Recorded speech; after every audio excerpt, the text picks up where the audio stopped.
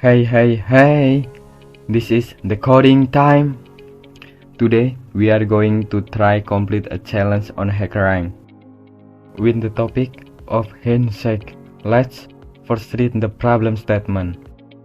At the annual meeting of the board of directors of Acme Inc., if everyone attending shakes hands exactly one time with every other attendee, how many handshakes are there? Hey buddy, listen carefully. For example, there are 3 attendees. The first person shakes hands with the second and third person.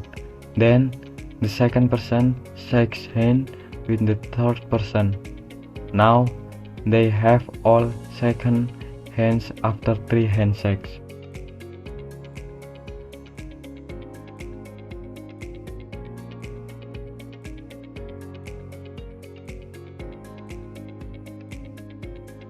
Okay, let's implement this into coding.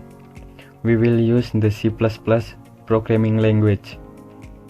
Here's the code provided by HackerRank, and we just need to complete this handshake function. N times n-1 divided by 2. The parameter n indicates the number of people. Now let's test the code we have created. We will use custom input.